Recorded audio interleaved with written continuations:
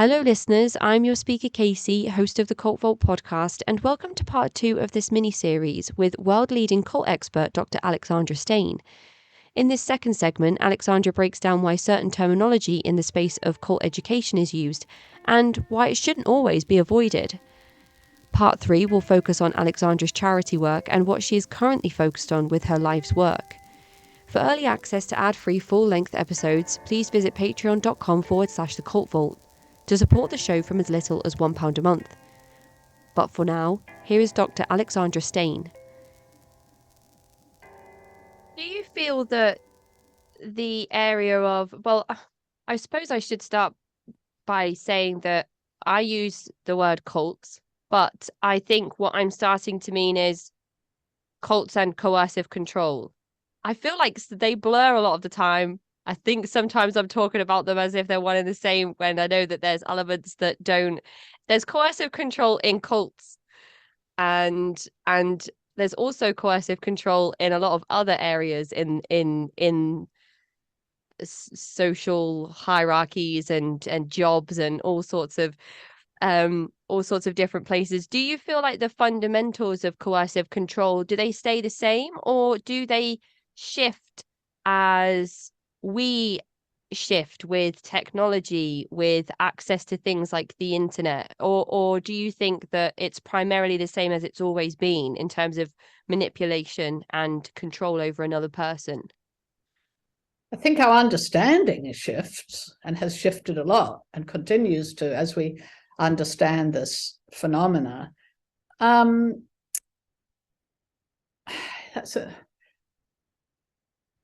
The way I look at it is cults are a particular social structure.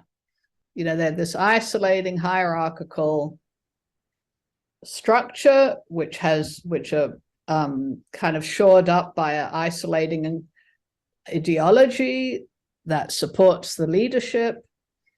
And then that ideology and structure sort of work to use processes of coercive control, which are, again, isolating, fear-based, alternating between, again, I'm going to quote Zablocki, assault and leniency, or as in the title of my book, terror and love.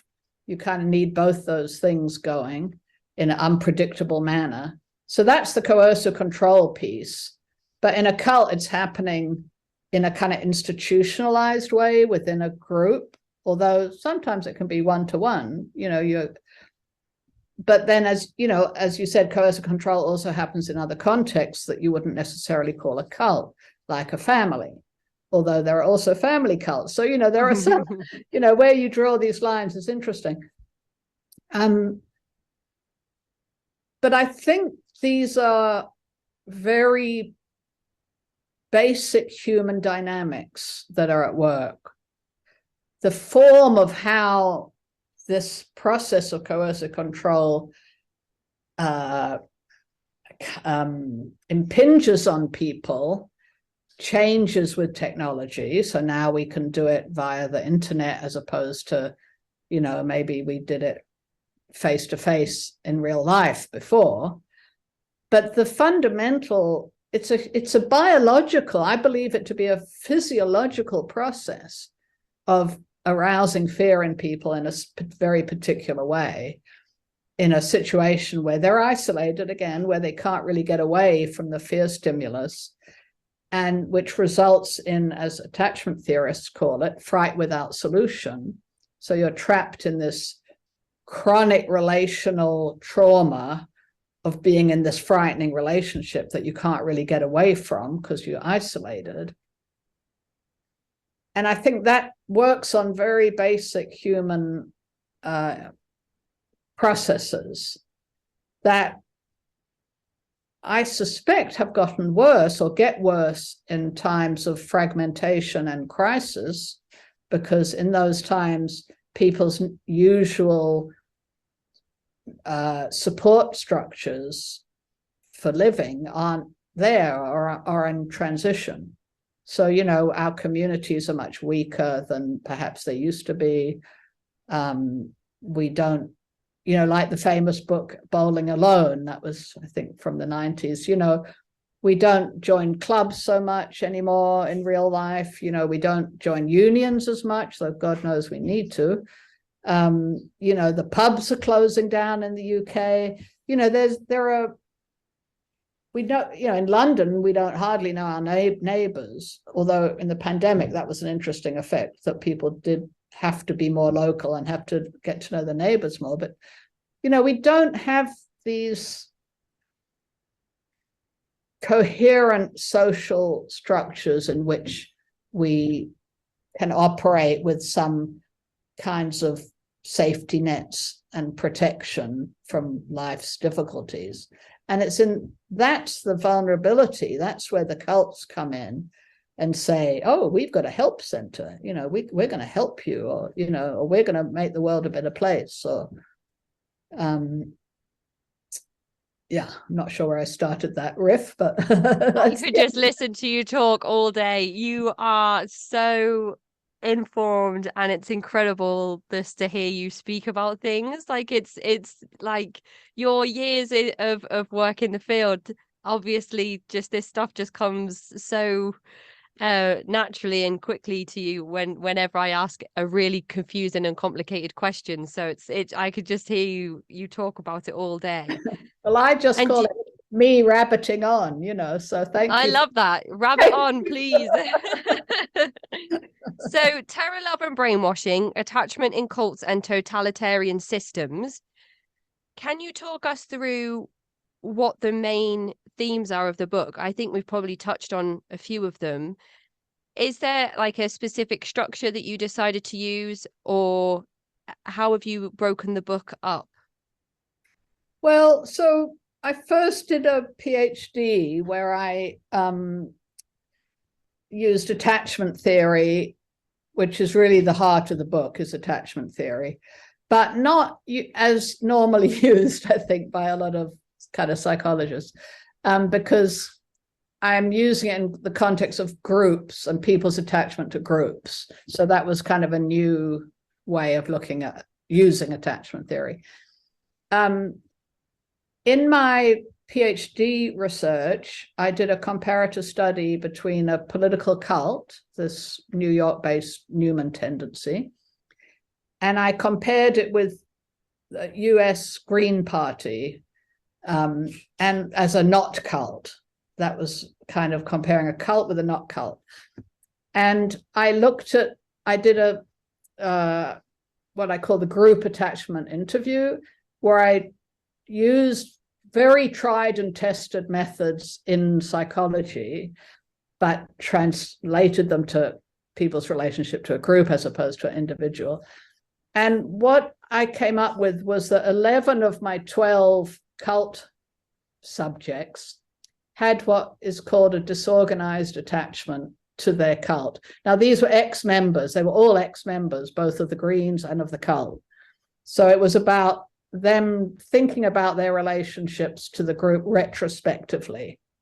So what that means is the cult people still had a kind of fearful and confused, not because they were stupid, by the way, they were not, none of these people were stupid, they were very intelligent, but they were still confused because of the fear they still held about that experience. And of my green, not cult people, none of them showed that. They all had what we call a coherent narrative of their experience, whereas the cult people had what we call incoherent, and incoherent in a particular way, where they would show basically dissociation at certain points in their narratives. They would just kind of go off in some way, because they would get absorbed back into a trauma memory, is what it is. So it was fascinating. So my hypothesis was that people in cults or totalitarian states, because I just see those as large cults, form a disorganized attachment to the group, which means the figure or the group to whom you're attached is presenting themselves both as the place of safety, but they're also the source of fear. And that creates a disorganized attachment. So you don't know whether to approach for comfort or to avoid because it's a fearful stimulus. So you have that creates confusion and indeed dissociation. And in that dissociation, I'll just carry on here for a bit, two things happen. Well, in that relationship, two things happen. One is if they're isolated, the person keeps seeking this frightening but supposedly comforting place in order to calm themselves, but they can't get calmed. So it's a positive feedback loop where they keep clinging on. And that's part of what makes it hard for people to leave, because they don't have a feeling, because it's not really a cognitive process, it's an emotional one. They don't have a feeling that there's any other place to get comfort because they've been isolated. So guru so-and-so is the only, or the group so-and-so is the only place. This is totally not conscious, by the way. This is just, again, somewhat physiological. But when you're approaching the source of fear, that makes you dissociate because it's crazy making. You shouldn't be going towards fear. And in the dissociation where you can't think about your relationship to the group can then pour in their crazy talk. So they tell you what you're feeling because you're dissociated. You can't think yourself what's going on. You're confused.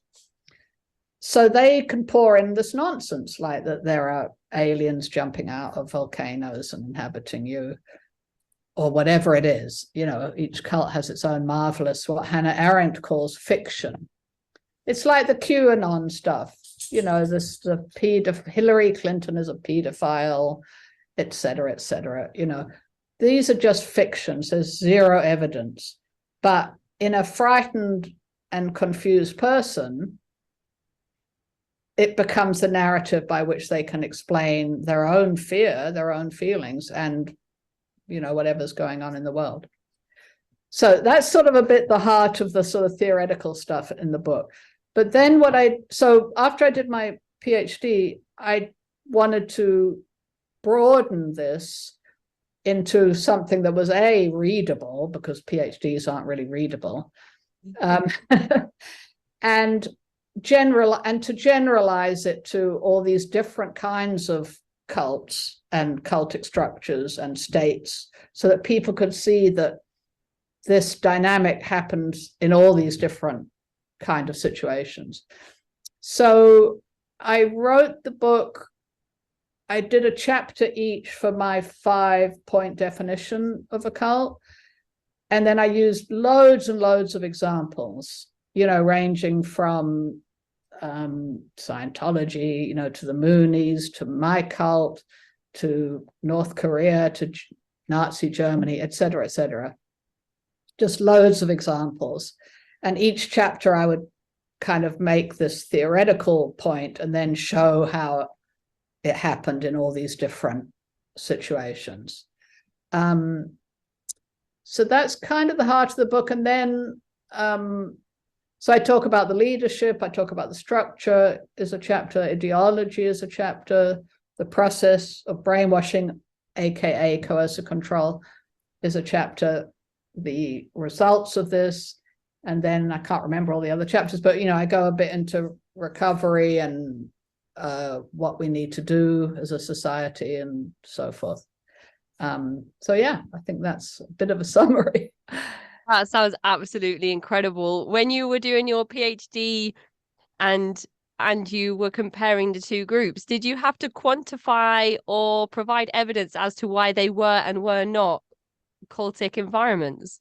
I did. How did I do that? I think I'm trying to remember. It's a long time ago now. I used both qualitative and quantitative, but so the qualitative, I just used my 5-point definition and went through each thing and said, do they do this or not? And that was pretty clear. I used the GPA, the Group Psychological Abuse Scale from Langoni and somebody else. And I used something else, which I can't quite remember. Anyway, so it was a multiple method study. I used a lot of different methods. which I can encourage people doing PhDs on this topic to do, because, we're talking kind of whole worlds when we talk about cults.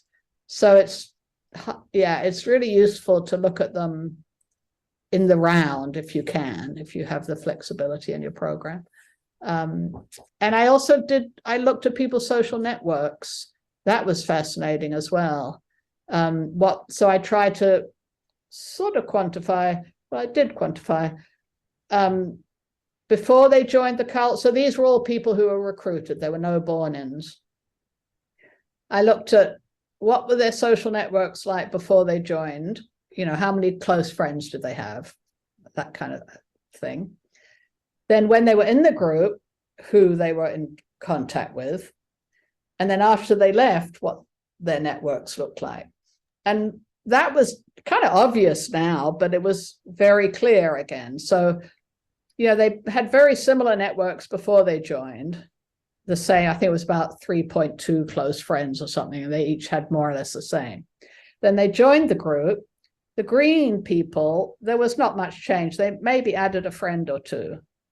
The cult people, that was just weird what happened. They, of course, lost all their previous friends. And I had quotes in the book about, I'd say to people, well, how many close friends do you think you had while you were in the cult? And they would say, well, I had a lot, maybe about 500. It was like, I don't think they're close friends. So the whole idea of what a friend was weird. When they got out of the cult, the Greens had their old friends and a couple new friends, whereas the cult folks lost all their cult friends, and they sort of were very lonely, right? It took them a long time to rebuild their social networks, which, of course, anyone who's been in a cult knows this. Anyway, well, if you're, for people who are interested, my dissertation is available to read on my website, but, I only recommend it for the academic-minded. I'll put a link to your website as well in the episode description. That definitely sounds like something that I would love to read.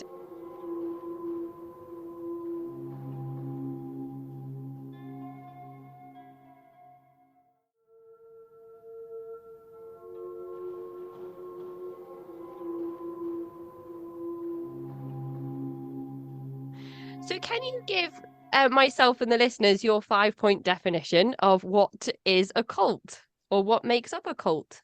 Well, and it's one of many. I think before you started recording, we were talking about the different scholars in this area, and we all have slightly different versions, but I think they're very much merge. I think we're all looking at the same elephant, and we're all, so I don't want people to think this is the be all and end all. It's one of the ones you can use, but the leadership is charismatic and authoritarian. And I think most cults are pretty much always started by one person. But once you get like the Jehovah's Witnesses and some of these other ones that have had a few generations, that gets lost, and you get more of an institutionalized kind of governing body, as they're called. But they still hold those characteristics, I think, we're the good people, but we're also going to bully you. It's, again, that terror love thing. So it comes from the leadership. It starts with that person who has the personality of having that psychopathic quality of, I'm charming and I'm ruthless. So that's the leadership. The structure is isolating, steeply hierarchical, closed once you're in the inner circle. Bigger groups will have front groups that are more the public face. But once you're in, it's quite closed and it has layers of secrecy. Then the ideology shores that up. So it's all comes from the leader. They're the ones who have the first and last say about what the belief system is. The ideology itself is isolating because it's this kind of black and white thinking, and you're either, there's no gray areas. It's fictional, the ideology. It's not connected to reality. There's many other things to say about the ideology, but the main thing is it exists to support that structure, that isolating, hierarchical, totally leader-controlled structure. Then the process, number 4 of the 5-point definition, is that of coercive control, which can also be called brainwashing or thought reform or mind control, whatever words you want to use. But it's that process that we've discussed of isolating and making fearful and so forth. And then the outcome of that, if you can create that situation with all those attributes, is you can have controllable, exploitable, deployable followers who will do what you say regardless of their own survival needs. So that's the short form, my 5-point definition. That's amazing. And we, before we hit the record button, we did say that there are different models available from different experts in the field. But as you said, everybody's studying the same thing. So it's almost like you can take parts from each model to get a complete picture. And I think that that's wonderful. And something else that we talked about before we hit the record button is how difficult it is to navigate survivor spaces sometimes. There's obviously there's a lot going on within the spaces with individuals' recovery, group recovery, individuals' approach to how you should expose a group, or how you should talk publicly about a group. And there's all of these things going on that you don't really anticipate until you begin working in the space. It's only when you start to realize that there's a common goal in the field, and that is the recovery of individuals through education and activism. And it's only when you get to that point where you realize that that is the overall goal. If you're working with people that have that same goal, then it's so easy to do the work, and it feels great. There's another goal that I think we share, by the way, which is really important, which is prevention. Yeah. Yes, absolutely. And that is such a great way to go into the next segment. It's really important to me. I don't like to get it forgotten. Absolutely. And I think that, as we said before we hit the record button, you have a model which you've just explained. Lots more detail, I think, that goes into that, which people can read in Terror, Love and Brainwashing. But then there's also models from Stephen Hassan, who we mentioned. He has the BITE model. I know that Jan Jelic has a bounded choice model.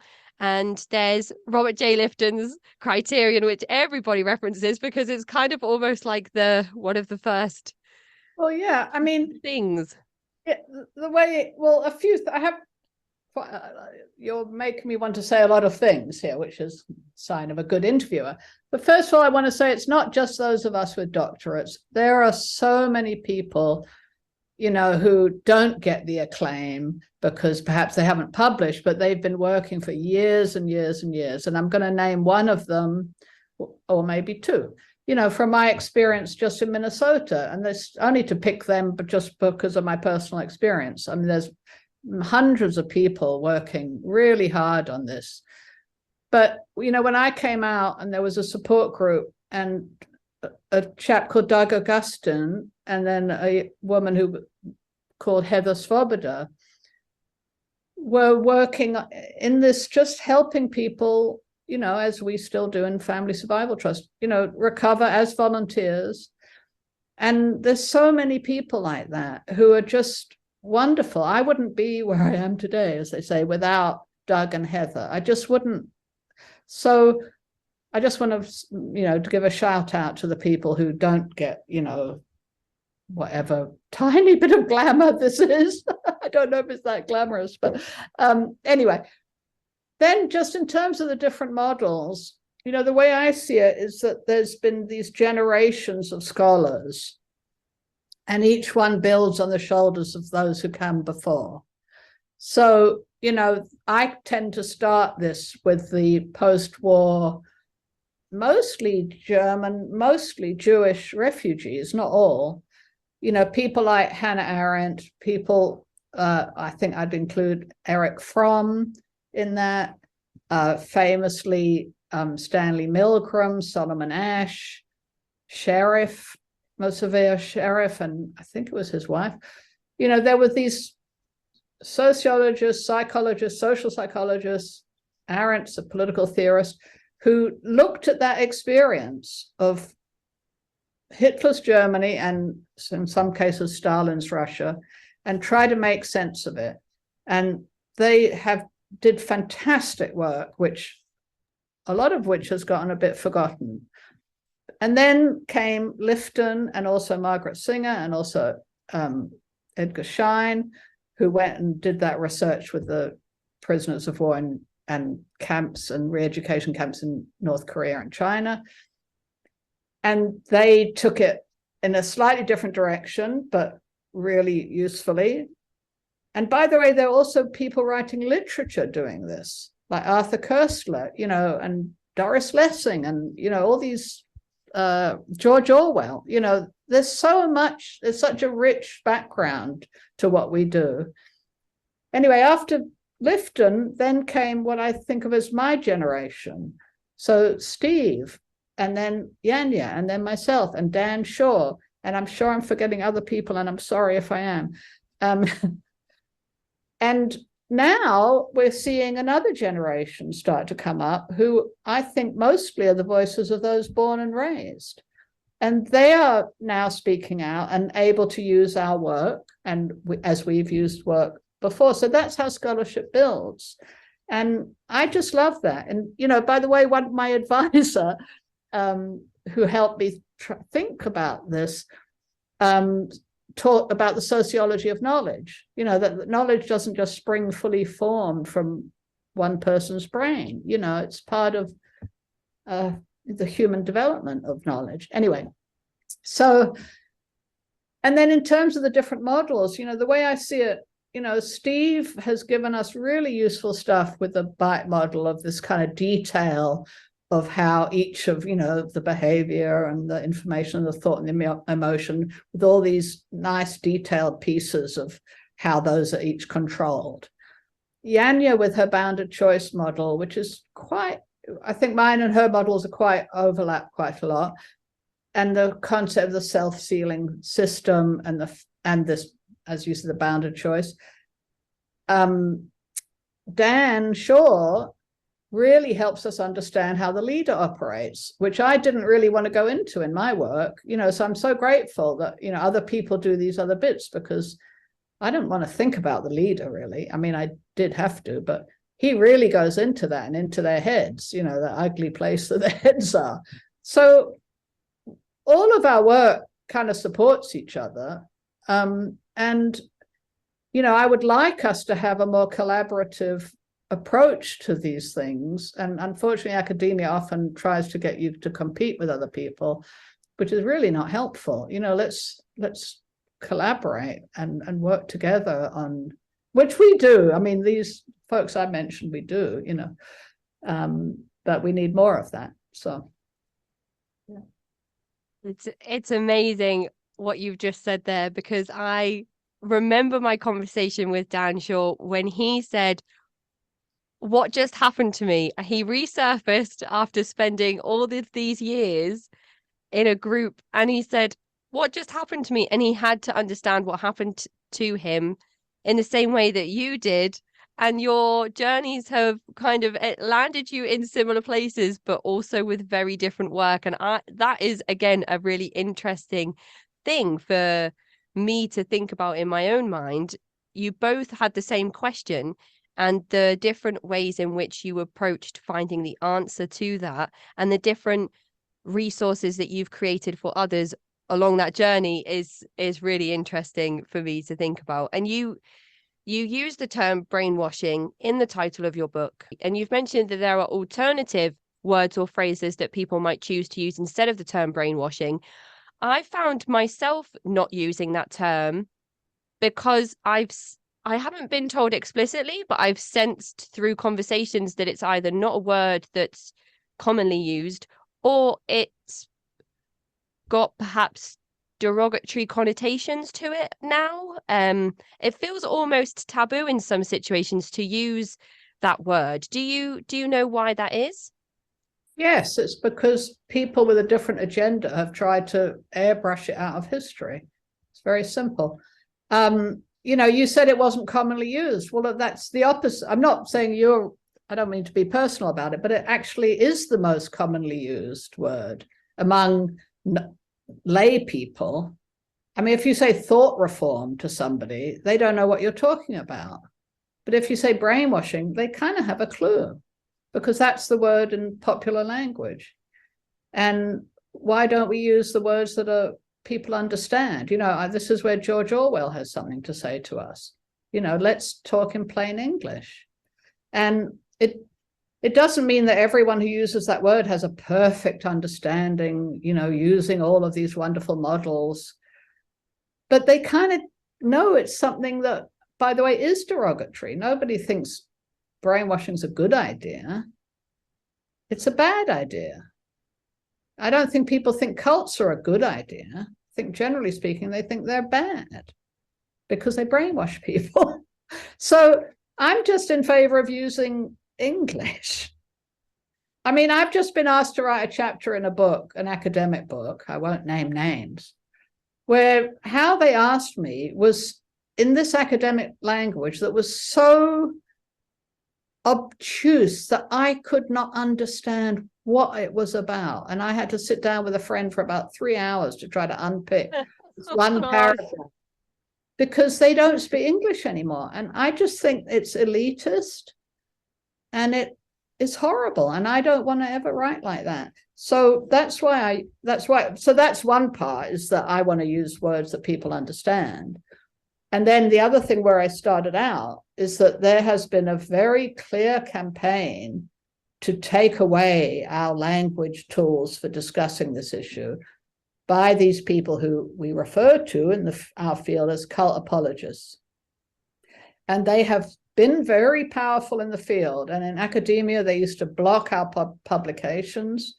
Now, I'm happy to say they're not so powerful anymore, partly because history has really overtaken them. Because, starting with ISIS, if people remember back, the terrible things of ISIS and Al-Qaeda and all that, we've kind of slightly forgotten about them now. Now we're worrying more about the far right cults like Trump cult and QAnon. But, the things that the cult apologists have to say, which is basically there's no such thing as a cult, there's no such thing as brainwashing, people just make mistakes. And then they, try to blame it on these poor little new religious movements, as they call them. It just doesn't hold water in this day and age. There's too much of this around us. There's a reason we're seeing all these Netflix and, all these stories coming out, all these memoirs, which, by the way, is another part of I won't call it scholarship, but it's part of the literature that's really important, that people are telling their stories.